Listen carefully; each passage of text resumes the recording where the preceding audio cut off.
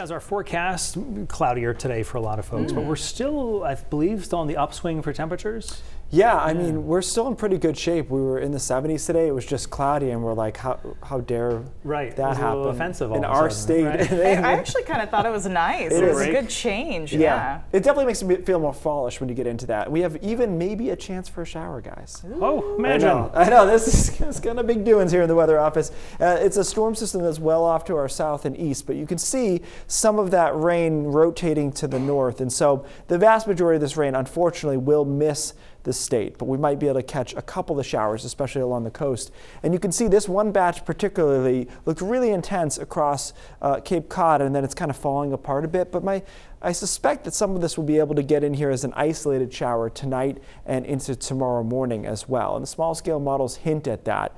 That's only along the coast, though. The vast majority of the state is dry tonight. Temperatures in the 50s, couple of 40s in the mountains. But overall, not all that cool tonight because we've got clouds to help insulate us. Here's your isolated shower chance. This is 2 in the morning on Thursday, and 5, 6 in the morning too. In the mid-coast and down east Maine has a chance for an isolated shower. After that, we clear out pretty rapidly, and it turns out to be a nice day. Upper 70s.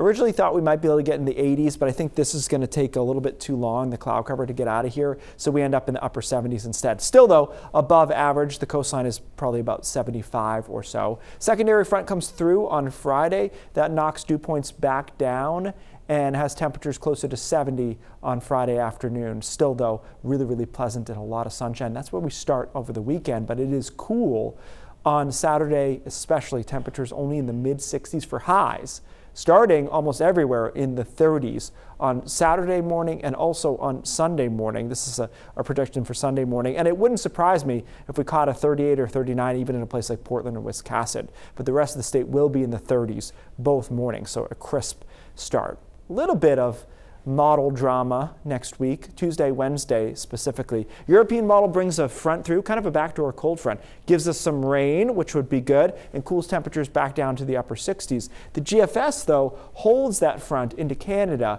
doesn't give us the rain, and gives us temperatures in the mid and upper 80s. And I think this is more important than it sounds because this scenario with the drought we have right now could be an issue for fire weather because we'll have very low relative humidity, high temperatures, and of course we know soil moisture is extremely dry. So we'll keep an eye on how that plays out. We are leaning towards the European model, which gives us the showers at this time, but just be aware there's a chance for that to go either way on Tuesday, Wednesday of next week. And that'll set the tone for next week, whether we're 88 or 68. You know, I mean, it's going to be a big difference there. First day of fall is on Monday.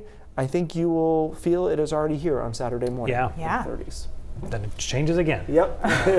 Fast. All right, Keith, thanks. Hey, a reminder tonight on Prime at 9, this year's finalists for Toy Hall of Fame. Bailey Cornick and Ryan Breton will be talking about the top 12. You can hear more about today's trending topics along with all the day's news and weather. Prime at 9 is a newscast designed specifically for our streaming platform, and you can watch it weeknights on News Center Maine Plus.